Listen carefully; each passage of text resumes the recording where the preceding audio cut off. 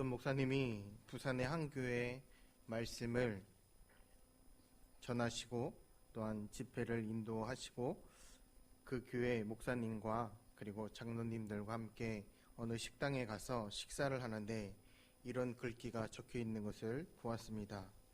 월요일 날은 원래 웃고, 화요일 날은 화사하게 웃고, 수요일 날은 수수하게 웃고, 목요일은 목청껏 웃고, 금요일은 금방 웃고 또 웃고, 토요일은 토실토실 웃고, 일요일에는 일상적으로 웃자. 그 글귀가 너무나 좋아서 이 목사님은 수첩에 적고 있는데 장로님 한 분이 저 글에 본래 원전이 따로 있다고 합니다. 아세요? 월요일은 원래 마시는 날, 화요일은 화끈하게 마시는 날, 수요일은 수시로 마시는 날, 목요일은 목숨 걸고 마시는 날, 금요일은 금방 마시는 날, 그리고 또 마시는 날, 토요일은 토하도록 마시는 날, 일요일은 일찌감치 마시는 날. 어떤 것이 원전이든지 이것이 중요한 것이 아니라 날마다 웃으면서 사는 방식도 있고 날마다 마시면서 사는 방식도 있습니다. 반드시 신앙인이어서가 아니라 알코올 중독자가 아닌 바에야 후자대로 살면 망하는 길이고 전자대로 살면 행복으로 이어지는 삶이라는 사실은 분명합니다. 미국 뉴욕 주립대 의대 학장인 마이클 로이진 박사는 최근에 그의 책에서 건강하고 젊게 사는 비법을 70여 가지 정도 소개하고 있습니다. 그 가운데 눈길을 끄는 몇 가지 내용이 있는데 많이 웃고 살아라. 그러면 8년을 더 젊게 살 수 있다. 늘 감사하고 긍정적인 태도로 살아라. 그러면 6년을 더 젊게 살 수 있다. 스트레스 받지 말고 받아도 빨리 풀어라. 매일 친구와 행복한 전화를 주고받아라. 몸에 유익한 식품을 즐겨 먹어라. 적정 체중을 지속적으로 유지하라. 담배 피우지 말라. 하루 한갑 담배를 피우면 8년을 빨리 죽는다. 생선을 튀기지 말고 먹어라. 가장 중요한 건 꾸준한 운동이다. 저희들이 잘 알고 있는 한 10년 가까이 된 오래전에 죽은 김용곤, 그 유명한 개그맨이 있습니다. 갑작스럽게 죽음을 맞이했는데 건강하게 오래 살기 위해서 고 김용곤 씨는 30kg이나 되는 살을 뺐습니다. 그리고 그날도 운동한 직후에 46세의 젊은 나이에 돌연사로 그만 세상을 떠나게 되었습니다. 죽기 전날 그는 홈페이지에 이런 글을 남겼다고 합니다. 세상에 웃는 것보다 더 소중한 것은 없다. 돈을 벌려고 애쓰는 것도 결국 웃고 살기 위한 것인데 많은 사람이 돈 버는데 너무 신경을 쓴 나머지 웃지 못하고 사는 것이다. 많이 웃을 수 있다는 것은 그만큼 행복하다는 이야기이고 그 웃음이 또한 행복을 가져다 줄 뿐만 아니라 다른 사람들도 행복하게 산다는 사실을 우리가 잘 알고 있으며 널리 인정하는 사실입니다. 여기에서 우리는 행복해서 웃느냐, 웃기 때문에 행복하느냐에 대해서는 답을 알고 있습니다. 돈을 많이 벌고 성공해서 행복한 것이 아니라 행복의 이유가 다른 곳에 있다는 사실을 우리는 알고 있습니다. 첫째로 예수님께 한밤중에 찾아온 사람이 니고데모라고 말씀하십니다. 오늘 요한복음의 본문에는 한 성공한 사람의 이름이 나오게 됩니다. 바로 니고데모입니다. 그는 당시 최고의 권력기관에 속해 있었고 또한 사내들인의 공원, 오늘로 이야기하면 국회의원이었으며 학식과 영향력이 있었고 크게 출세한 사람이었습니다. 널리 알려진 공인이었기 때문에 행보가 조심스러워서 예수님을 만나는 것도 한밤중에 은밀하게 예수님을 찾아와서 예수님을 만났던 것입니다. 누가 보더라도 출세한 사람이고 성공한 사람이며 하루하루 끼니를 걱정하며 살아야 했던 당시 유대 사회에 많은 사람들이 다 부러워할 사람인데, 그 마음속에 있는 영적인 갈증과 고민 때문에 예수님을 찾아왔던 것입니다. 혹 예수님을 통해 어떤 해법을 얻을 수 있을까 싶어서 찾아왔습니다. 그러한 그에게 주님께서 요구하셨던 것은 거듭남입니다. 당시 최고의 학식을 가진 그였지만 주님의 말씀은 감이 잡히지 않았습니다.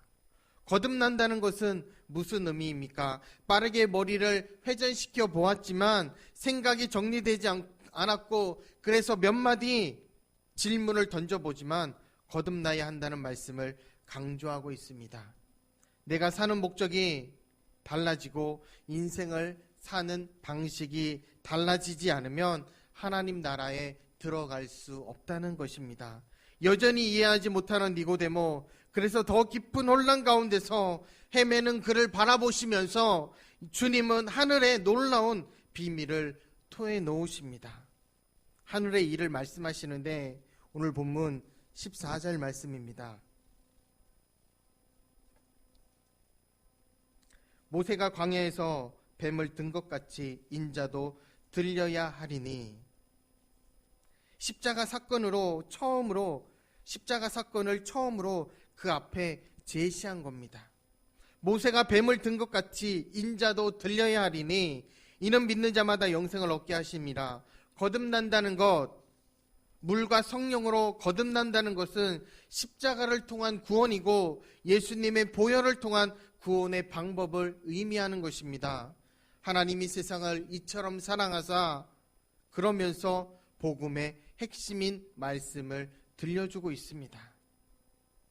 둘째로 하나님이 세상을 이처럼 사랑하사라고 말씀하십니다. 하나님이 세상을 이처럼 사랑하사 독생자를 주셨으니 이는 저를 믿는 자마다 멸망치 않고 영생을 얻게 하려 함이니라.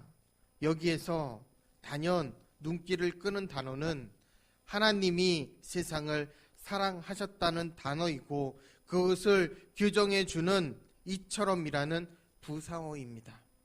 이처럼이라는 말은 무엇을 의미하는 단어입니까? 두 팔을 크게 벌려서 이처럼 해야 의미가 통하는 말입니까? 그것은 바로 14절과 연결되고 있는 것입니다. 이스라엘 백성들이 하나님을 거역하다가 하나님의 진노를 사서 물뱀에 물려 죽게 되었습니다. 민수기 21장에는 그때 모세가 하나님 앞에 나아가 간절히 중보 기도를 합니다. 민족이 죽게 되었을 때 민족을 가슴에 품고 기도하는 사람, 하나님의 징계를 받아 마땅히 받을 수밖에 없는, 망할 수밖에 없는 사람들을 가슴에 품고 간절하게 모세는 하나님 앞에 기도하였고, 그런 기도하는 사람들이 있을 때 그 공동체는 건강해질 수 있었고, 또한 그때 하나님께서 방법을 제시해 주셨던 것입니다. 놋뱀을 만들어 장대에 달아라. 그리고 높이 올린 다음에 그것을 올려다 보라고 해라. 보는 자는 살리라.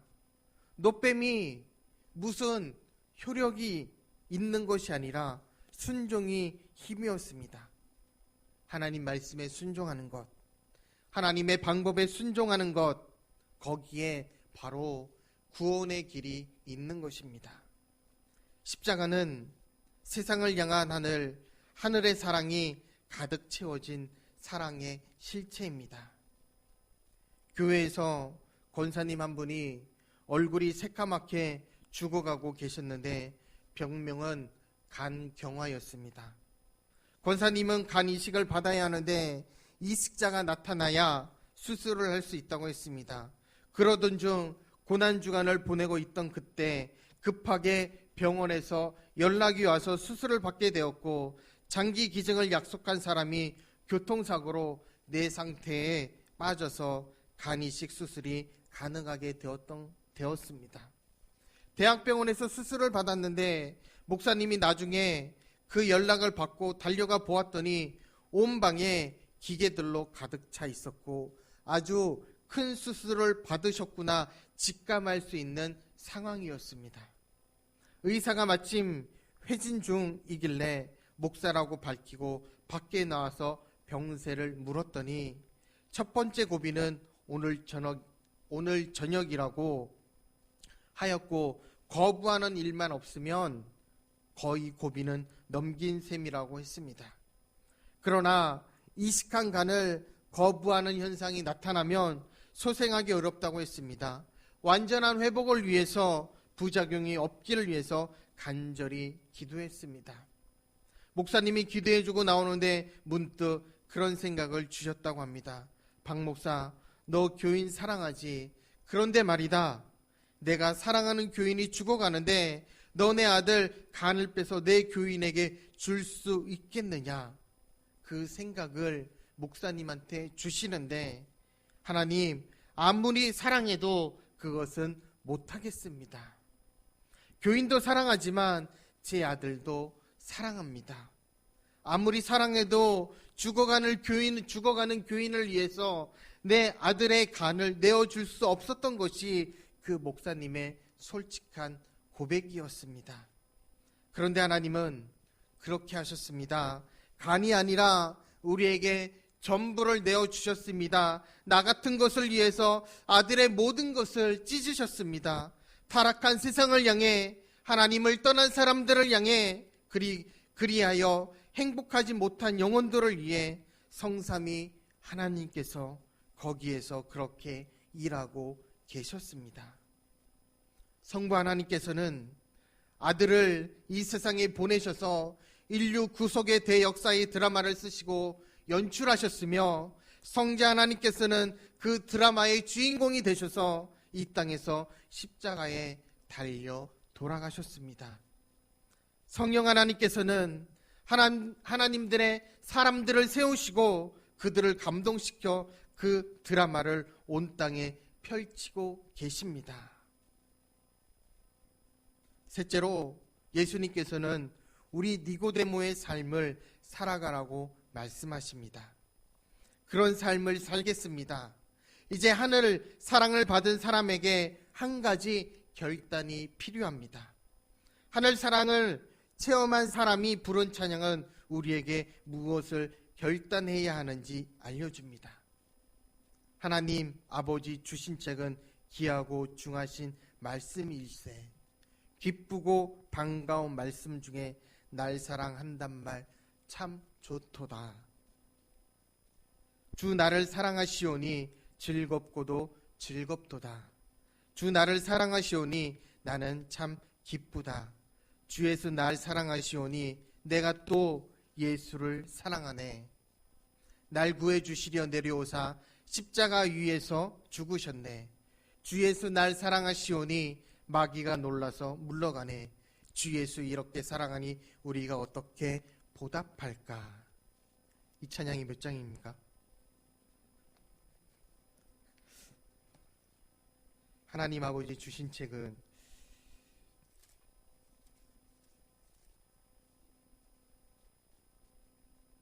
202장입니다.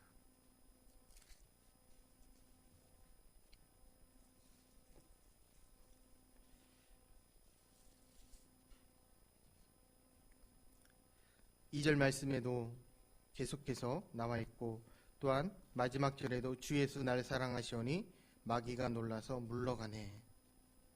후렴 부분에 주께서 나를 사랑하시니 즐겁고도 즐겁도다. 주께서 나를 사랑하시니 나는 참 기쁘다. 그렇습니다. 사랑을 받은 사람은 이제 우리는 어떻게 보답할까를 물으며 살아가야 합니다. 그날 십자가를 통해 나타날 성삼위 하나님의 구원의 역사를 처음으로 니고데모에게 알려주실 때 니고데모도 결단해야 합니다. 그 하나님의 방법이 내 앞에 있는데 그것을 바라보는 것이 새 생명을 얻는 구원의 길이며 그것을 아는 것이 영생의 길이고 그것을 아는 것이 영원한 행복의 길입니다. 그 사랑에 취하여 사는 것이 인생의 성공이며 그 사랑을 전할 수 있는 것이 인생의 출세입니다. 니고데모에게 최초로 십자가의 복음, 영생의 복음, 피의 복음의 메시지를 허락하셨는데 니고데모는 그 말씀을 다 이해하지 못했던 것 같습니다. 그러나 그가 십자가 앞에 섰을 때 이 놀라운 사랑의 비밀을 깨달았고 구원의 길 그리고 영생의 길이 바로 십자가에 있음을 니고데모는 깨닫게 되었습니다. 내가 웃으려고 노력해서 진정한 행복이 주어지는 것이 아니라 영원한 생명을 내가 얻었을 때 웃을 수 있음을 깨닫게 해주셨습니다. 거듭난 삶, 새 생명의 삶, 영생에 잇대어 사는 삶, 그런 삶을 살겠습니다. 그리고 니고데모는 십자가 앞에 과감하게 나옵니다. 대역죄인으로 죽은 예수님의 시신을 달라고 과감하게 나서서 장례를 치르는 것이 성공의 길과는 멀어 보였지만 세상 사람들이 추구하는 행복의 길과는 달라 보였던 것입니다. 부귀, 영화, 권세, 명예 모든 것을 잃어버릴 수 있었지만 니고데모는 예수님의 십자가 앞에 나서며 나는 거듭난 삶을 살겠습니다. 모두가 도망가도 나는 그런 삶을 살지 않겠습니다 하고 십자가에서 예수 그리스도를 내립니다. 그가 가진 향유와 제물, 가장 소중한 것을 드려 예수님을 장사 지냅니다. 이제 그의 이상도 꿈도 비전도 다 허물어졌고 그런 예수님을 추종한다는 것은 너무 무모해 보였으며 그래서 모든 사람들이 다 도망갔습니다. 니고데모는 여기에서 물러설 수 없었고 부활을 기다리는 사람이었고 십자가의 은혜를 받은 사람으로서 살고 있었으며 눈물과 감격 속에서 십자가의 사랑을 노래하고 있었던 것입니다. 그런 삶을 살겠습니다. 그런 삶을 나도 살아가겠습니다라고 고백했던 니고데모. 황홀한 구원의 선물을 받고 일전에 나온 경상대학교 교수를 있던 주성태 박사의 아름다운 시작이라는 책을 읽은 적이 있습니다. 칠성님을 섬기고 점쟁이를 찾아다니며 그리고 미신을 섬기던 어머니의 아들로 태어나 그가 어떻게 예수님을 믿게 되었는지를 잔잔한 필치로 기록한 책이었습니다. 미국 캐네디컷 대학에 연구 교수로 갔다가 6개월은 열심히 연구도 하고 여행도 하고 골프도 치고 나름대로 보람된 일정을 가졌으며 일요일에는 집에 있기 심심해하는 딸 아이를 이웃에 사는 집사님에게 딸려 교회에 보내고 그리고 더욱 활기찬 주말을 보내고 있었습니다. 분명히 예수쟁이들이 교회 가자고 제안할 것 같아 그럴 경우를 대비하여 각종 대비책을 마련해 두었는데 성탄절을 앞두고 혼자서만 교회에 오는 딸 아이가 아버지가 없는 아이인 줄 알았다면 교묘한 말에 넘어간 생전 처음 교회에 발을 들여놓게 되었습니다. 그러던 그날 목사님의 설교를 듣다가 따뜻이 감싸 안는 듯한 편안한 하나님의 목소리를, 하나님의 음성을 듣는 그는 그 느낌과 목소리를 다시 듣고 싶어서 자기 발로 교회를 다시 찾게 되는 사건을 저지르게 되었습니다. 그 후 그는 일주일을 주일을 기다리는 해바라기로 변하는 자신을 돌아보며 내가 왜 이런지를 중얼거려 보지만 이미 자신을 빨아들이고 있는 어쩔 수 없는 힘을 직감하게 되었습니다. 그 후 그는 예배 때마다 주체할 수 없는 감격의 눈물을 흘리면서 점점 신앙의 세계로 나아가고 있었는데 예수 믿고 난 후 제일 처음 어려움을 겪는 날이 찾아왔습니다. 바로 어머니의 제삿날이었습니다. 한 많은 생을 사셨던 어머니는 돌아가시기 전날 항상 유언처럼 말씀하시던 사항이 3가지가 있었다고 합니다. 첫째는 절대로 정치하지 말라. 둘째로 절대로 개고기 먹지 말라. 셋째로 절대로 예수 믿지 마라. 정치하지 말라는 것은 당신이 겪으신 고초 때문이었고, 개고기 먹지 말라는 것은 칠성님에게 빌어서 아들을 낳았다고 믿었기 때문이고, 예수님을 믿지 말라는 것은 어머니가 믿으신 신들하고 상치되기 때문이기도 하지만, 살아생전 예수님을 믿는 사람들에게 당한 것이 많기 때문이었다고 책에는 기록되어 있습니다. 그날의 기록을 그분은 이렇게 적고 있습니다. 제사상을 차렸다. 소영이는 제사를 지내는 것을 매우 재미있어 한다. 신난 소영이를 무릎 꿇게 한 다음 나도 그 앞에 무릎 꿇고 앉았다. 소영아, 지금부터 하나님께 기도드릴 거야. 아빠가 뭐라고 기도드리는지 소영이가 증언자다. 알았지? 우리 둘은 눈을 감았고 나는 기도를 시작했습니다.